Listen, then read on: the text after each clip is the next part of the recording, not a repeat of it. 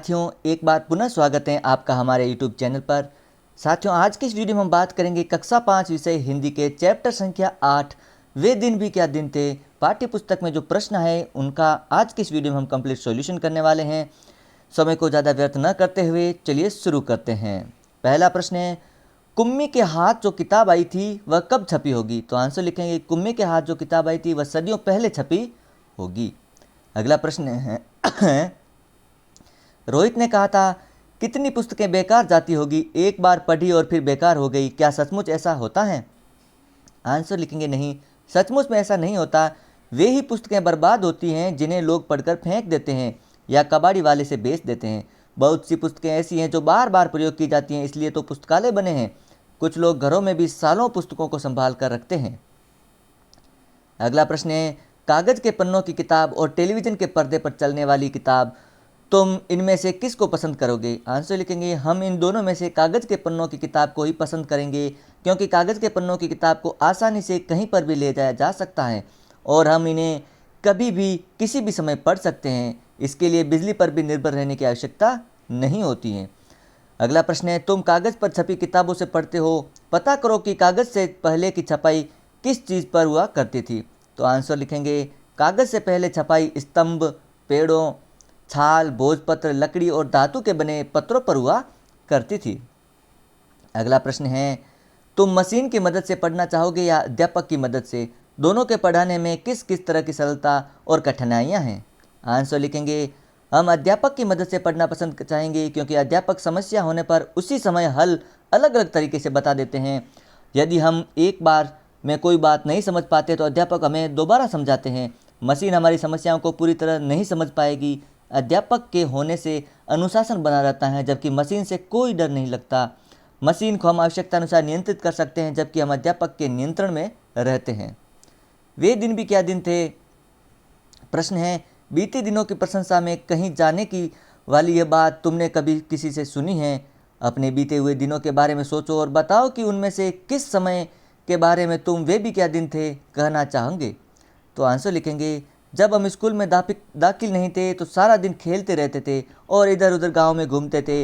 हम सारा दिन अपनी मनमानी करते थे। जब बारिश होती थी तो बारिश में भीगने का आनंद लेते थे। सच में वो दिन भी क्या दिन थे। अगला है, कल, आज और कल। प्रश्न है, 1967 में हिंदी में छपी इस कहानी में कल्पना की गई है कि सालों बाद स्कूल की जगह मशीनें ले लेगी। तुम भी कल्पना करो कि बहुत सालों बाद ये चीज़ें कैसी होगी। तो आंसर लिखेंगे, समय में बदलाव होता रहता है। विज्ञान में तरक्की की वजह से कुछ सालों बाद ये चीज़ें भी बदल जाएगी। जैसे पेन, कुछ सालों बाद पेन इलेक्ट्रिक हो जाएंगे। घड़ी, कुछ सालों बाद समय देखने के लिए घड़ियाँ मोबाइल फ़ोन पर भी कार्य करेगी। टेलीफोन और मोबाइल, कुछ सालों बाद फ़ोन बहुत छोटे हो जाएंगे और उनमें से निकलने वाली किरणें हमारे सामने हवा में स्क्रीन पर बना देगी, जिससे हम सभी कुछ बड़ा बड़ा देख सकेंगे। और टेलीविज़न, कुछ सालों बाद हो सकता है कि टेलीविज़न हमारी घर की सुरक्षा में भी योगदान दे। हो सकता है हमारी घर की पूरी स्क्रीन टीवी बन जाए। अगला है, नीचे कुछ वस्तुओं के नाम दिए गए हैं। बड़ों से पूछकर पता करो कि 20 साल पहले इनकी क्या कीमत थी और अब इनका कितना दाम है। तो यहाँ पर हमने लिख रखा है, जैसे आलू 2 रुपये किलो था, अब 20 रुपये किलो हो गया। लड्डू 50 रुपये था, आज 300 रुपये किलो हो गया है। चावल 15 रुपये किलो था, आज 80 रुपये किलो हो गया है। दूध 12 रुपये था, वो आज 60 रुपये किलो हो गया है। शक्कर 20 रुपये थी, आज 40 रुपये किलो हो गई है। अगला प्रश्न है, आज हमारे कई काम कंप्यूटर की मदद से होते हैं। सोचो और लिखो कि अपने व्यक्तिगत और सार्वजनिक जीवन में हम कंप्यूटर का इस्तेमाल किन उद्देश्यों के लिए करते हैं। तो व्यक्तिगत और सार्वजनिक, व्यक्तिगत के लिए फिल्म देखने के लिए, सार्वजनिक ईमेल करने के लिए, रेल टिकट कटाने के लिए, गेम खेलने के लिए, सूचना संचित करने के लिए। जबकि सार्वजनिक में ऑनलाइन मीटिंग करने के लिए, वीडियो कॉन्फ्रेंसिंग के लिए, सूचनाओं के साथ साथ बहुत से लोगों तक पहुंच बनाने के लिए। अगला प्रश्न है, जानकारी देने या लेने के लिए कई तरीके अपनाए जाते हैं। हम जो कुछ सोचते या महसूस करते हैं उसे अभिव्यक्त करने या बताने के भी कई ढंग हो सकते हैं। बॉक्स में ऐसी कुछ साधन दिए गए हैं, उनका वर्गीकरण करके दी गई तालिका में लिखिए। तो इस प्रकार हम लिखेंगे, जानकारी और भावनाएं। जानकारी के लिए संदेश, रेडियो, विज्ञापन, नोटिस, फ़ोन, मोबाइल। और भावना में अभिनय, नृत्य के हाव भाव, संकेत, भाषा और चित्र। जानकारी में टीवी, फैक्स, इंटरनेट और इश्तहार। और भावनाओं में मोबाइल, संदेश और तार। अगला है, तुम्हारी डायरी, वे भी क्या दिन थे? डायरी लिखना एक निजी काम या शौक है। तुम अपनी डायरी किसी और को पढ़ने को देते हो या नहीं, यह तुम्हारी अपनी मर्जी है। कई व्यक्तियों ने अपनी डायरियाँ छपवाई भी हैं ताकि अन्य लोग इन्हें पढ़ सकें। ऐसी कोई डायरी खोज कर पढ़ो और उसका कोई अंश कक्षा में सुनाओ। अपनी डायरी बनाओ और खुद से लिखी बातें लिखो। तो आंसर लिखेंगे, अपनी डायरी में मैं अपने शिक्षक शिक्षिकाओं और दोस्तों के बारे में लिखूंगा। शिक्षक शिक्षिकाएं कैसे पढ़ाते हैं, कैसे स्वभाव के हैं, विद्यार्थियों के साथ उनका विभाग तालमेल है, आदि तमाम बातें मैं अपनी डायरी में लिखूंगा। और हाँ, क्लास में मेरे कितने साथी हैं, कौन मेरा सबसे प्रिय साथी है, कौन मेरी मदद करता है, आदि बातें भी मैं लिखूंगा। अब अगला है, तुम भी कल्पना करो। प्रश्न है, दोस्तों के साथ बात करके अंदाज़ा लगाओ कि 50 साल बाद इन में क्या क्या बदलाव आएगा। जैसे फिल्मों में और अधिक हिंसा का बोलबाला होगा, नाच गाने भी अधिक देखने को मिलेंगे, कहानियाँ खोखली होंगी, होलोग्राफिक फिल्में होंगी।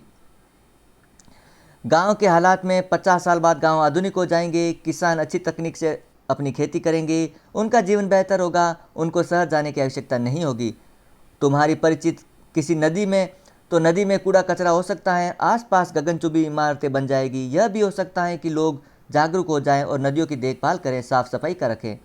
स्कूल में कंप्यूटर के प्रयोग को बढ़ाया जाएगा, कक्षा के कार्य ऑनलाइन होंगे, पढ़ने और लिखने के तरीके पूरी तरह बदल सकते हैं। नोट, यहाँ कुछ ऐसे परिवर्तन भी होंगे जो आपको देखने को मिल सकते हैं। था, है और होगा। प्रश्न है, असीमोव की कहानी 2155 यानी भविष्य में आने वाले समय के बारे में है, फिर भी कहानी में थे का इस्तेमाल हुआ है जो बीते समय के बारे में बताता है, ऐसा क्यों? तो आंसर लिखेंगे, असीमोव की कहानी भविष्य में आने वाले समय के बारे में है, परंतु वहाँ के बच्चे वर्तमान समय में बात कर रहे हैं, वह उस समय में बीते हुए समय की बात कर रहे हैं, इसलिए कहानी में थे शब्द का इस्तेमाल हुआ है। अगला प्रश्न है, जब मुझे डर लगता था, मैं जब छोटा था, इस शीर्षक से जुड़े किसी अनुभव का वर्णन कीजिए। तो एक अनुभव हमने शेयर किया है। जब मैं छोटा था तो एक दिन अपने दोस्त के घर जा रहा था, रास्ते के दोनों तरफ झाड़ियाँ थी, तभी अचानक सामने 2 कुत्ते मेरी तरफ आते हैं। मैं डर गया था, कुछ न सूझा, चुपचाप एक तरफ खड़ा हो गया।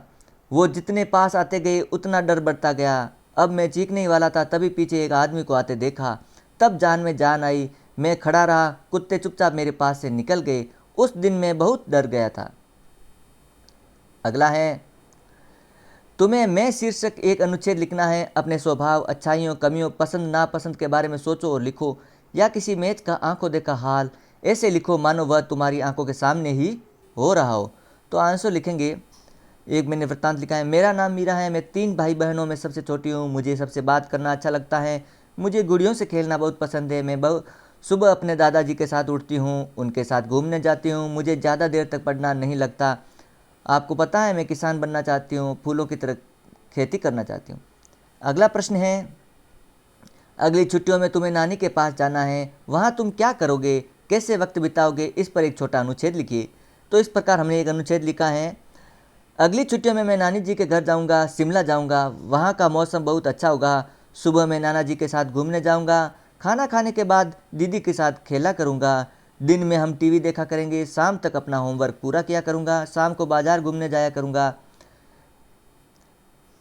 मेरी नानी को कहानियाँ सुनाना बहुत पसंद है, रोज़ रात में उनके पास सोऊंगा और कहानियाँ सुनूंगा। अगला प्रश्न है, तुमने जो 3 अनुच्छेद लिखे उनमें से पहले का संबंध उसे है जो बीत चुका है, दूसरे में अभी की बातें और तीसरे में बाद में की घटनाओं का वर्णन है। इन अनुच्छेदों में इस्तेमाल की गई क्रियाओं को ध्यान से देखो, यह बीते हुए, अभी के और बाद के समय के बारे में बताती हैं। तो आंसर लिखेंगे, ऊपर दिए गए तीनों अनुच्छेदों को एक बार दोबारा पढ़ें, यह समझने का प्रयास करें कि कैसे वाक्य बीते हुए हो रही और होने वाली बात को दर्शा रहे हैं। आप कैसे और किन शब्दों के कारण यह समझ पा रहे हैं, यह भूतकाल की है, वर्तमान की और या भविष्यकाल की हैं। तो साथियों, इस प्रकार ये यहाँ पर चैप्टर समाप्त होता है। यदि आपको इसका PDF रूप में डाउनलोड करना है तो वीडियो के डिस्क्रिप्शन में वेबसाइट www.exammodelpaper.in का लिंक दिया गया है, वहाँ पर जाकर के आप वेबसाइट में इस PDF को डाउनलोड कर सकते हैं। और हाँ, वीडियो अच्छा लगे तो लाइक और शेयर कीजिएगा। चैनल पर पहली बार तो चैनल को ज़रूर सब्सक्राइब करें। मिलते हैं एक अन्य चैप्टर के सॉल्यूशन के साथ।